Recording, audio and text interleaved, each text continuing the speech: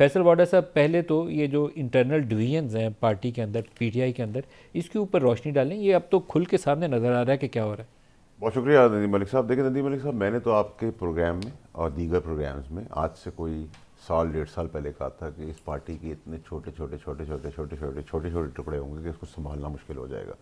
और मैंने आपको उस वक्त भी ग्रुप बंदी कहा था, आपके आर्काइव के प्रोग्राम्स में आपके पास मौजूद है वो सारी चीज़ें, और वही खुलखुला के हो रहा है। अब जितनी भी मुनाफकत है, चोरी चकारी, बेईमानी, ये मैं नहीं कह रहा, अगर इमरान खान साहब कह रहे हैं, अलीमा साहिबा के चैट्स जो बाहर आए हैं वो बता रहे हैं कि बाहर किसने यॉट ख़रीद ली, किसने बंगला बना लिया है, और जो KPK में करप्शन का बाजार है, ये मैं नहीं कह रहा, इमरान खान साहब खुद भी अब मान रहे हैं। तो मैं तो वक्त से पहले आपको बता देता हूँ, अभी वक्त से पहले बता रहा हूँ कि ईद के बाद कोई ग्रैंड अलायंस नहीं है, कोई धरना नहीं है, कोई मरना नहीं है, कोई डी चौक ब्लॉकेज नहीं है, कोई प्रोटेस्ट नहीं है, कोई हंगामा, सब अच्छे बच्चे बन के ये जमानती हैं नून लीग की गवर्नमेंट। टूट की वजूहत क्या है? टूट की वजूहत वही हैं जो डे वन से थी। पहले जब पार्टी में, मैं आपको 2018 का आप शो देखेंगे अगर अपना, तो उसमें मैंने आपको बताया था कि जब पार्टी को फंड आते थे, उस फंड से कई लोगों के घर चलते थे पार्टी के लीडरान के।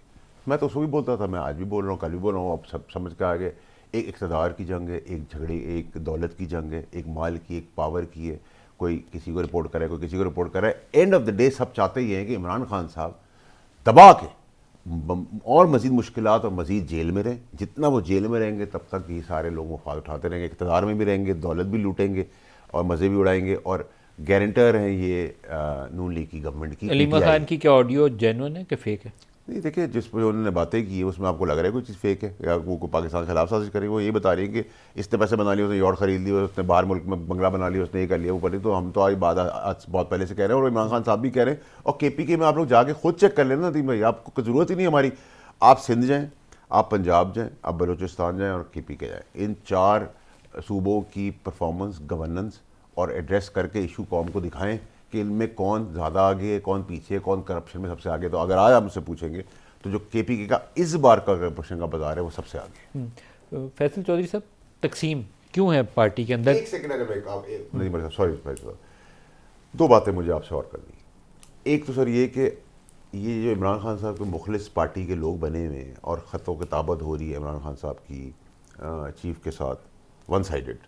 ये भी मैंने आपके प्रोग्राम में कहा था कि यूँ करके यूँ फेंक देंगे, लेकिन शरीफ आदमी उन्होंने बयान दे दिया जमहूरी के, जी आप प्राइम मिनिस्टर को मैं दे दूँगा।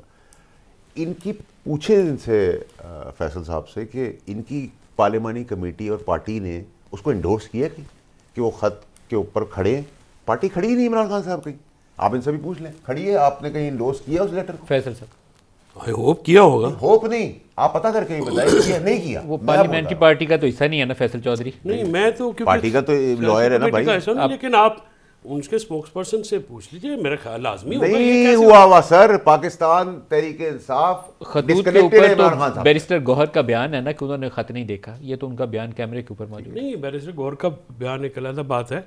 बैरिस्टर गौहर को ही नहीं पता तो किसको पता सकता है? मेरे भाई, तो पार्टी कहाँ खड़ी है इमरान खान साहब के साथ? तो मैं सच ही बोल रहा हूँ ना, इसमें किसी को बुरा लगता तो लगे। बैरिस्टर गौहर अगर इंडोर्स करते कि हाँ वो हमने टैक्स उसका ओके किया है, हम उसके ऊपर ऑन बोर्ड हैं, तो फिर तो वो ऑन बोर्ड होते। खती को इंडोर्स कर दे, किसी ने जिक्र ही नहीं किया उसका। एक दूसरा ये कि आपको ईद के बाद एक और पुराने चेहरों का फॉरवर्ड ब्लॉग नजर आएगा पार्टी का, अभी जो PTI में है, PTI जो बाहर है वो भी आपको नजर आएंगे सामने। एक नया फॉरवर्ड ब्लॉग, एक फॉरवर्ड ब्लॉग इधर से बनेगा, एक फॉरवर्ड ब्लॉग बीच में से बनेगा, एक फॉरवर्ड ब्लॉग इंतजार कर रहा है जो साइड लाइन में बैठा हुआ, जो पुराने चेहरे हैं वो भी आपको। अभी मजीद एक फॉरवर्ड ब्लॉग बने, एक नहीं, 2 बने।